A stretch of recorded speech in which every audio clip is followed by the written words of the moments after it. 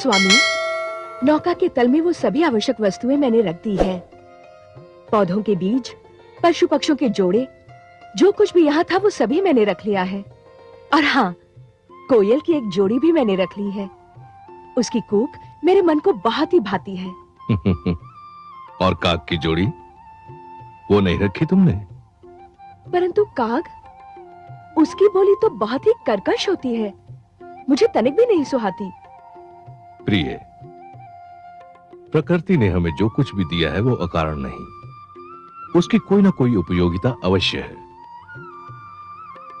कुछ वस्तुओं की उपयोगिता का ज्ञान हमें हो चुका है और कुछ वस्तुओं की उपयोगिता हमारे लिए अभी तक रहस्य बनी हुई है। हां, परंतु उनकी उपयोगिता अवश्य है। मानव मस्तिष्क का जैसे जैसे विकास होता जाएगा, ये रहस्य खुलते जाएंगे। परंतु काग की क्या उपयोगिता है स्वामी? क्यों?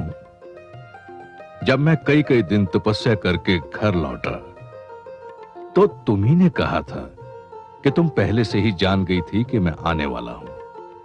मेरे ये पूछने पर कि तुमने ये कैसे जाना, तुम ही कहती थी कि मुंडेर पर कागा बोला और तुम समझ गई कि मैं आ रहा हूं। तो काग की उपयोगिता तुम स्वयं मान चुकी हो। तब तो मुझे नौका में विषैले सर्प भी रखने होंगे स्वामी। अवश्य रखने होंगे देवी। कई ऐसे रोग हैं जिनकी औषधि विष है। क्या सर्प का विष कई रोगों की औषधि नहीं है?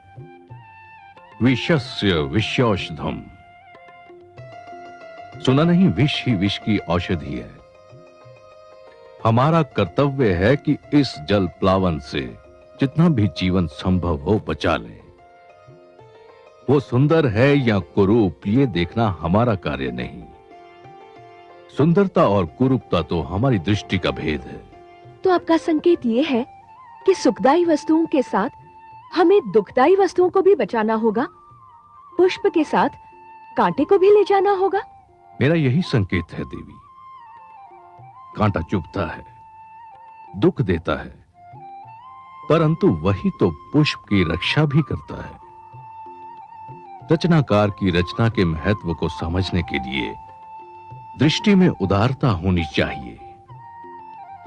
स्वार्थी दृष्टि मन और मस्तिष्क को छोटा बना देती है। पूर्णता के लिए आवश्यक है कि सृष्टि बहुरंगी हो। अनेकता में एकता ही तो जीवन का सौंदर्य है देवी।